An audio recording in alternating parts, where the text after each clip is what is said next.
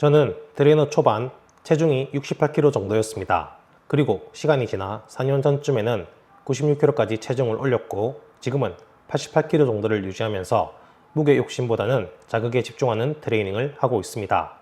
오늘 영상에서 제가 말하고 싶은 핵심은 하나입니다. 많은 사람도 꾸준히 하면 몸이 커질 수 있습니다. 다만 여기서 중요한 건 무작정 먹고 무겁게 들고 몸무게만 올리는 게 아니라는 겁니다. 저도 한때는 100kg를 찍어보고 싶었습니다. 인생 목표처럼 세 자리 체중을 한번 만들어보고 싶었어요. 하지만 96kg까지 알게 됐습니다. 몸무게가 올라간다고 무조건 좋은 몸이 되는 건 아니더라고요. 근육만으로 채운 체중이 아니면 몸이 둔해지고 오히려 웨이트 트레이닝 퍼포먼스에는 손해가 생길 수 있습니다. 그래서 지금은 88kg 정도를 유지하면서 제가 다룰 수 있는 무게로 자극을 최대치로 느끼는 방향으로 운동하고 있습니다. 오늘은 제가 68kg의 마른 트레이너 초반에서 96kg까지 체중을 올리고 다시 88kg까지 정리하게 알게 된 벌크업부터 다이어트까지의 현실적인 이야기를 해보겠습니다. 그리고 앞으로 채널에서 다룰 팔, 등, 가슴, 어깨, 하체, 코어 운동 콘텐츠의 방향도 함께 이야기해 보겠습니다. 제가 처음 트레이너 일을 시작했을 때 가장 크게 느꼈던 건 지도자로 보기에 너무 약한 인상을 주는 건 아닐까 하는 마음이었습니다. 물론 트레이너에게 지식은 중요합니다. 운동을 어떻게 설명하는지, 회원의 몸 상태를 어떻게 보는지, 어떤 순서로 운동을 지도하는지도 중요합니다. 하지만 현장에서 오래 일을 하다 보면 느끼게 됩니다. 사람들은 트레이너의 말뿐만 아니라 그 사람이 풍기는 인상도 같이 봅니다. 건강한 인상, 운동한 티가 나는 몸, 꾸준히 자기 몸을 관리해온 사람이라는 느낌, 저는 그게 필요하다고 생각했습니다. 어릴 때부터 마른 몸에 대한 트라우마도 있었습니다. 마른 몸에서 벗어나고 싶었고 건강한 지도자의 인상을 만들고 싶었습니다. 그래서 제 몸을 바꾸는 과정은 단순히 몸무게를 늘리는 과정이 아니었습니다. 제가 저를 증명하는 과정이었고 트레이너로서 더 건강한 인상을 만들어가는 과정이었습니다. 많은 벌크업 콘텐츠를 보면 이런 이야기를 많이 합니다. 단백질 몇 그램, 탄수화물 몇 그램, 지방 비율, 하루 총 칼로리, 정해진 식단표. 물론 이런 계산이 도움이 될 수 있습니다. 하지만 제가 현실적으로 느낀 벌크업은 조금 달랐습니다. 몸을 키우는데 가장 중요한 건 완벽한 계산보다 꾸준한 웨이트의 정립이었습니다. 매일 나의 리듬에 맞게 운동하고 그날 할 수 있는 종목을 하고 정해진 횟수가 있더라도 내 몸이 부상당하지 않을 선에서 자극을 최대치로 느끼는 횟수를 쌓아가는 것. 그게 장기적으로 몸을 바꿨습니다. 저는 이걸 마일리지라고 생각합니다. 하루 운동했다고 바로 몸이 커지는 건 아닙니다. 오늘 덤벨 컬 몇 세트 했다고 내일 팔이 갑자기 두꺼워지지는 않습니다. 하지만 하루의 웨이트가 쌓이고 일주일이 쌓이고 한 달이 쌓이고 몇 년이 쌓이면 몸은 분명히 바뀝니다. 많은 사람이 몸을 키운다는 건 하루에 엄청난 걸 해내는 게 아니라 매일 조금씩 몸에 성장할 이유를 주는 겁니다. 식사도 마찬가지였습니다.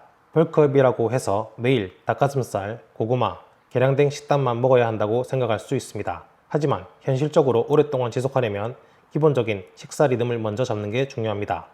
저는 아침, 점심, 저녁을 균형 있게 챙겨 먹으려고 했고 거기에 단백질을 조금 더 신경 써서 챙기는 방향으로 갔습니다. 엄청 특별한 식단보다 꾸준히 먹을 수 있는 식사, 내 생활 안에서 무너지지 않는 식사, 웨이트를 계속할 수 있게 해주는 식사, 이게 더 중요했습니다. 많은 분들이 몸을 키우려고 할 때 처음부터 너무 완벽한 식단을 하려고 하면 오래 못 갑니다. 처음에는 기본 식사를 잘 챙기고 거기에 단백질을 조금 더 해주는 것부터 시작해도 충분합니다. 중요한 건 몸이 성장할 수 있는 재료를 계속 넣어주는 겁니다. 운동만 하고 먹는 게 부족하면 몸이 커지기 어렵고 먹기만 하고 운동 자극이 부족하면 몸이 원하는 방향으로 만들어지기 어렵습니다. 결국 몸은 운동 자극과 식사 반복으로 이어집니다. 그 과정에서 제가 꾸준히 해왔던 운동들이 있습니다. 팔 운동으로는 클로즈 그립 푸시업, 덤벨 컬, 해머 컬을 많이 했습니다. 등 운동으로는 덤벨 로우와 턱걸이를 했고 가슴 운동으로는 푸시업과 덤벨 어퍼 플라이를 했습니다. 하체 운동으로는 레그 컬과 아웃타이를 했고 어깨 운동으로는 덤벨 숄더 프레스와 리어 델트 플라이를 했습니다.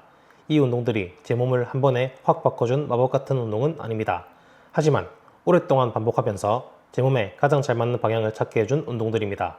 특히 최근에 제가 효율을 많이 느끼는 운동은 레그 컬, 싯업, 클로즈 그립 푸시업, 덤벨 컬, 해머 컬, 리어 델트 플라이입니다. 레그 컬은 제 무릎 컨디션을 관리하는 데 좋아서 주 5회 정도 하고 있습니다. 하체 운동이라고 하면 스쿼트나 레그 프레스만 생각할 수 있지만 저는 제 몸 상태에 맞게 햄스트링을 자주 끼워주는 레그컬을 중요하게 보고 있습니다. 콜을 위해 싯업도 주 5회 정도 하고 있습니다. 몸의 중심이 잡혀야 웨이트 동작도 안정되고 상체 운동을 할 때도 몸이 흔들리지 않습니다. 그리고 건장한 팔을 만들기 위해 클로즈 그립 푸시업, 덤벨컬, 해머컬은 주에 2, 3회 정도 가져가고 있습니다. 팔은 마른 사람이 운동한 티를 내기에 정말 중요한 부위입니다. 팔이 바뀌면 반발핏이 바뀌고 상체 인상이 바뀌고 사람들이 보는 첫인상도 달라집니다. 그리고 처진 어깨를 보완하기 위해 리어델트 플라이도 주 2, 3회 정도 하고 있습니다. 많은 사람은 어깨가 앞으로 말려 있거나 상체가 약해 보이는 경우가 많습니다. 이때 뒤쪽 어깨를 살려주면 자세와 상체 프레임이 훨씬 좋아 보입니다. 앞 영상에서 팔 운동을 다뤘다면 앞으로 등, 가슴, 어깨, 하체, 코어처럼 제가 직접 효과를 본 부위별 운동들도 하나씩 컨텐츠로 다뤄볼 예정입니다. 제가 96kg까지 체중을 올렸을 때 좋았던 점도 분명히 있었습니다. 일단 예전처럼 약해 보이는 인상에서 많이 벗어나 몸이 커졌고 운동한 사람처럼 보이는 느낌도 생겼습니다.